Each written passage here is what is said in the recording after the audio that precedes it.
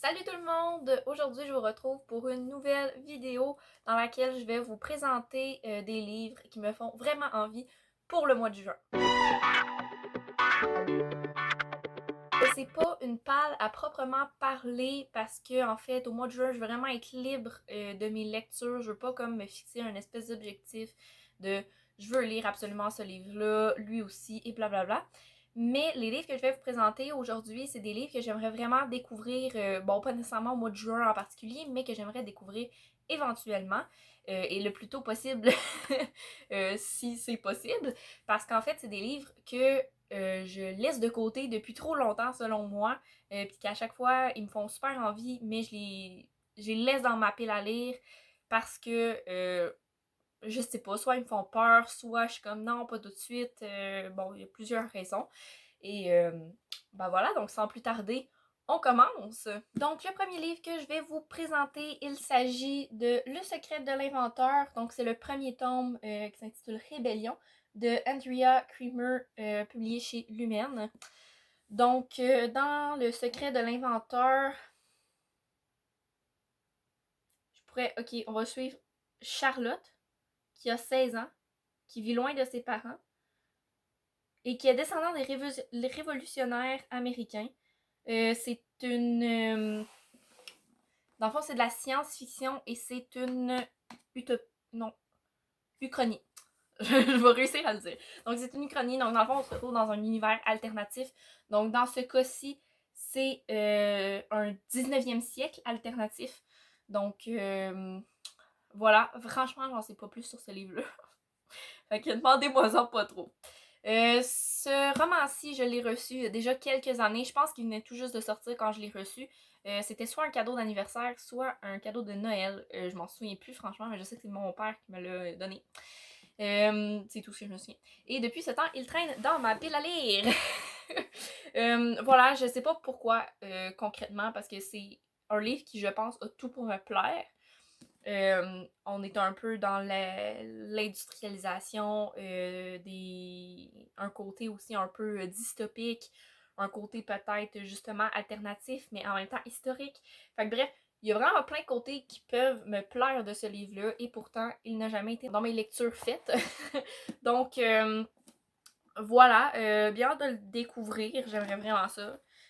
Ma seule crainte, il n'est même pas si gros que ça. Ma seule crainte, en fait, c'est que c'est un tome 1. J'ai aucune idée de ce qui advient des tomes suivants. Donc, si j'aime, je vais peut-être m'en mordre les doigts. Mais voilà. Puis pour vrai, je vois pas pourquoi je l'aimerais pas. Donc, à suivre. Mais dans tous les cas, c'est un livre qui m'excite beaucoup. Puis que j'aimerais vraiment découvrir bientôt. C'est possible. Donc, c'est pour ça qu'il est dans cette petite liste de livres. Acquisition beaucoup plus récente, donc il s'agit de Nos âmes tourmentées de Morgane Moncomble, pardon, publié chez Hugo Roman, donc là dans la collection Poche. Quoi dire à propos de ce livre? Je l'avais quand même vu pas mal passer, puis ça a l'air qu'il est hyper touchant, puis c'est une romance super touchante, qui est vraiment belle. J'ai jamais lu de Morgane Moncombe. Hey, je me trompe dans son nom, je suis vraiment désolée. J'en ai jamais lu et ça m'intrigue vraiment. Il y a juste des bons commentaires, pas mal de ce que je vois sur cette autrice-là. Donc, voilà.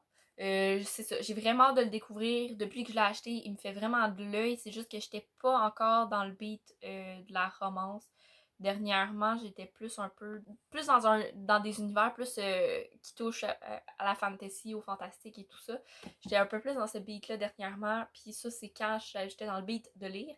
Mais là voilà, il me fait vraiment envie, puis j'ai juste vraiment le goût de le lire. Euh, puis je pense que c'est pas le genre de romance un peu cucu.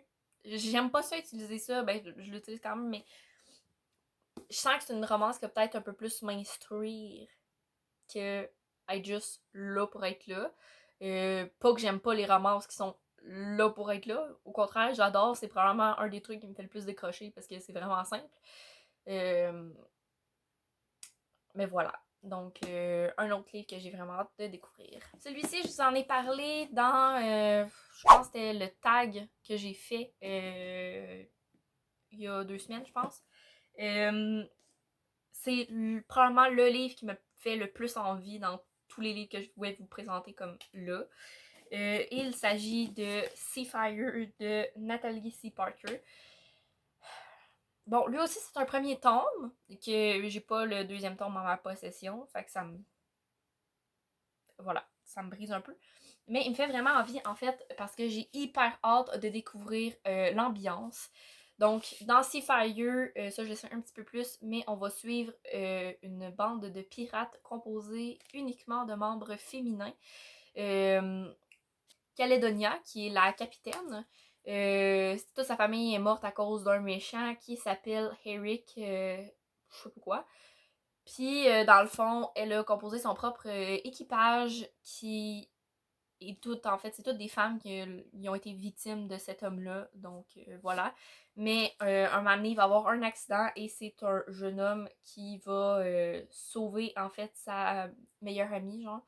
Et, voilà, la question se pose à est-ce qu'il arrive dans l'équipage ou non, sachant qu'il est un homme, tout simplement, et que l'équipage est composé uniquement de femmes. Donc voilà, c'est un peu, je sens que ça va être vraiment girl power, que ça va être vraiment nice. C'est aussi une ambiance de pirate. Fait que pirate, girl power, l'océan, tout ça, pour ceux qui ont suivi un peu mon épopée avec le royaume assassiné, c'est probablement l'ambiance puis tout l'univers océanique des pirates et tout qui m'a vraiment le plus plu dans cette histoire-là. Fait que j'espère retrouver un peu ce même genre d'ambiance-là dans Seafire. Puis ça m'excite de penser que ça pourrait être ça. Fait que j'ai vraiment hâte de me plonger dans ce livre-là. Ça, je pense que si ça peut être une de mes prochaines lectures, je serais vraiment, vraiment, vraiment contente.